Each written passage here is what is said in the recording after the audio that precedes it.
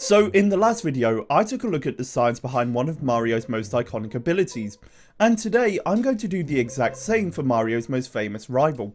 That's right, today we're going to be investigating Sonic the Hedgehog and looking at just what it's like to roll around at the speed of sound.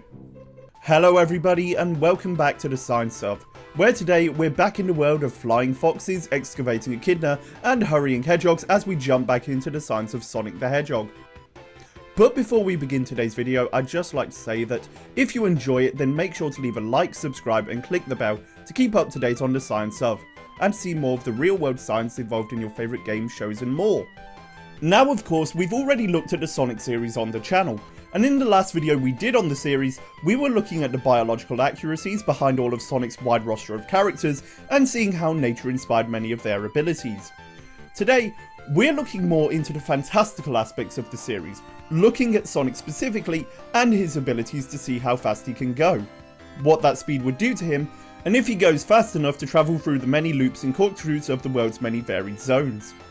Fortunately, when it comes to investigating the physics of Sonic's world, we're very lucky because Sonic has been shown time and time again to exist on our very own Earth, as seen in many of his 3D games. So we know exactly what kind of limitations Sonic will be working against.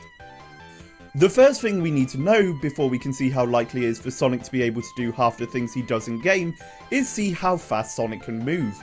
This can be done in a variety of ways. If we were going by the many Sonic songs, we would say that he moved at a speed of sound, giving him a top speed of 343 meters per second or 767 miles per hour.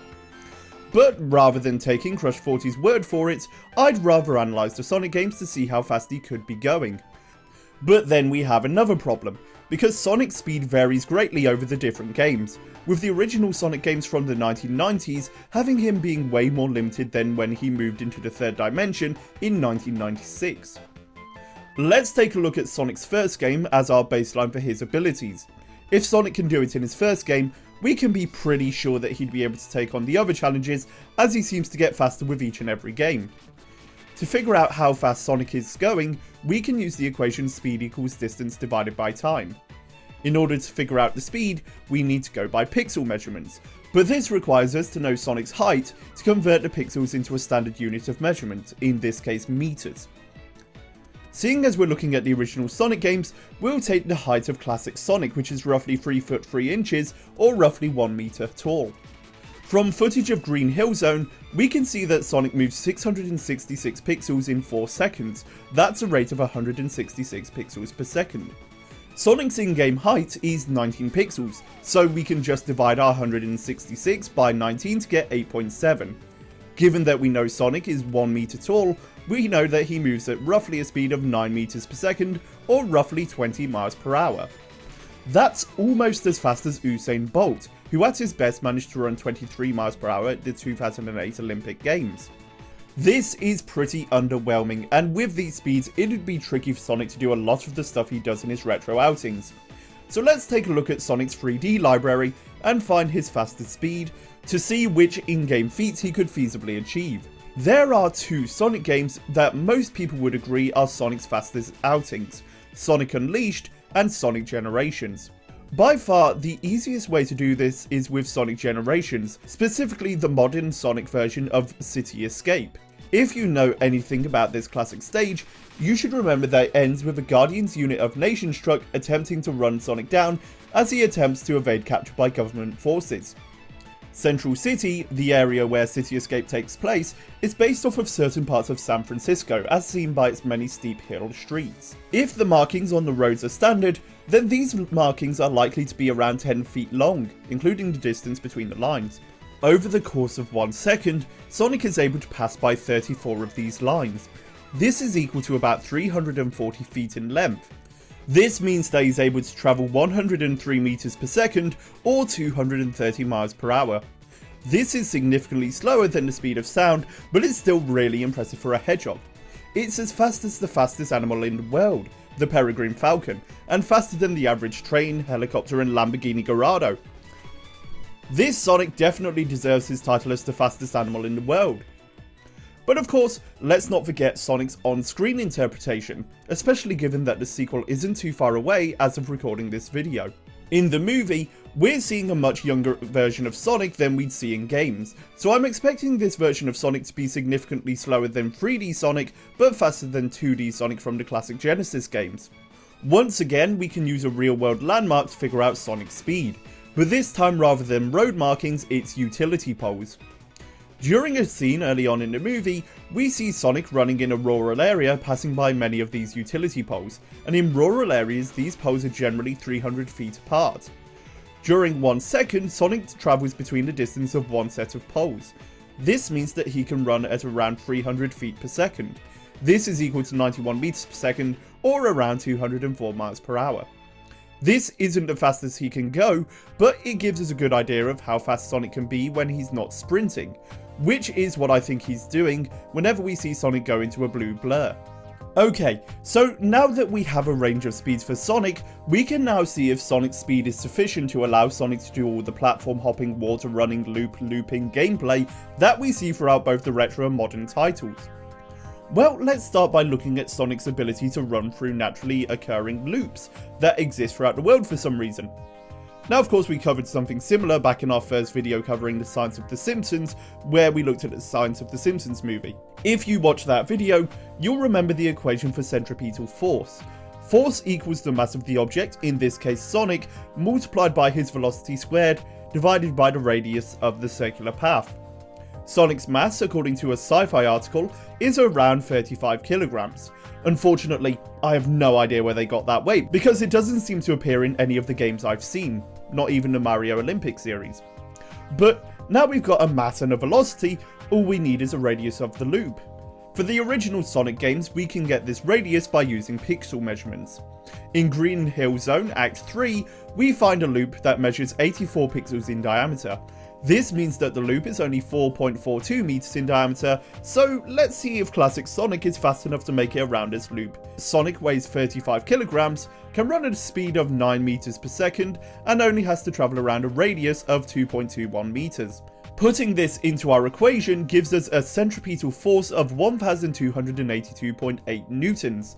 So that's our centripetal force at the top of the loop, and given that we only need to overcome a gravitational force of 9.81 newtons, it would appear that classic Sonic is more than fast enough to take on the obstacles and get his way through the retro games. So now let's take a look at Sonic's 3D endeavours. One of the most common showcases of Sonic's speed throughout these 3D games was to have him running on water.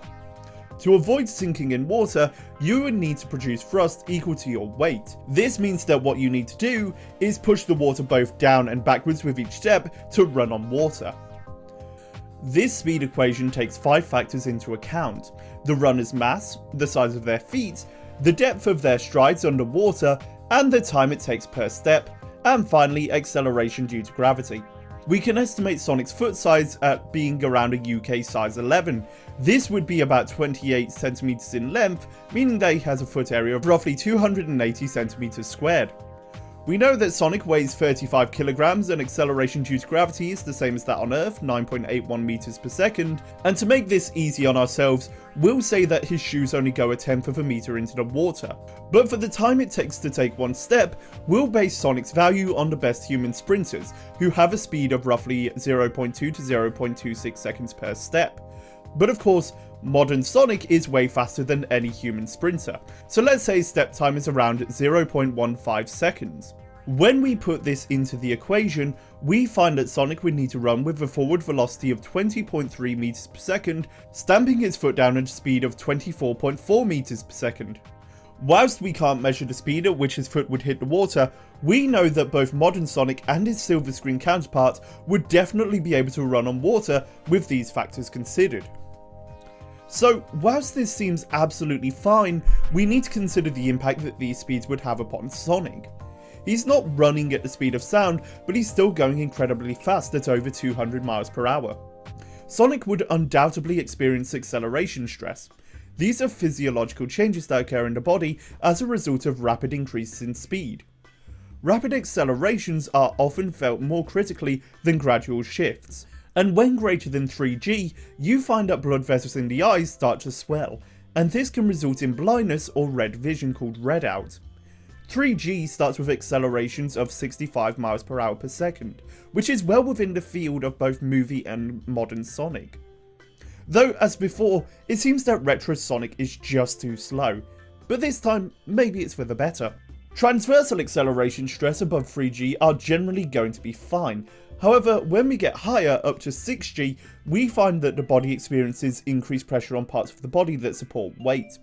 Up to 8G, whereby breathing becomes difficult thanks to compression of the abdomen.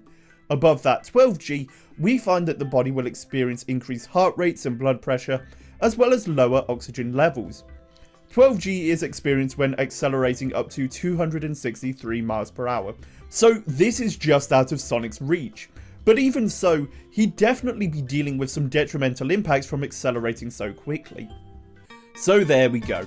Between classic, modern and movie Sonic, the modern and movie Sonics would definitely be able to make their way through the many loops and turns of the world as he attempts to take down Dr. Eggman. But this isn't the fastest that either of these two Sonics can move. We see Sonic move even faster in the movie, moving so fast that he's able to seemingly slow down time. But we're not going to cover that for today, as we need an entire video to figure out just how fast he's going in that moment, the impact of those speeds on relativity, and what kind of detrimental impacts and time dilation Sonic would experience moving at those speeds for a long period of time. But that will have to wait, because I won't be releasing another video for about a month. I've just finished my master's degree, and between writing my dissertation, lab work and working on videos, I need a bit of a break before I get started again. As always, if you enjoyed this video, then don't forget to leave a like, comment and subscribe to the channel. And if you want to help combat the ever-changing and frustrating YouTube algorithm, make sure you share the video to help my channel grow. If you have any scientific subject or topic that you'd like to see me cover in the future, then please tell me in the comments down below. As well as that, follow me on Twitter to get updates on the latest science of videos. And join my Discord for chats about science, gaming and more. But until then, this has been the Science of Sonic the Hedgehog. I'll see you next time. Thanks for watching. If you're looking for more game-based content, you can join me over on Twitch, where I live stream 3 times a week playing all manner of games suggested by the community. Or, if you want to support the channel even further, then you could also contribute to my Patreon, where you'll get behind the scenes access to the creation of all videos, as well as being able to vote on what the next Science of video will be.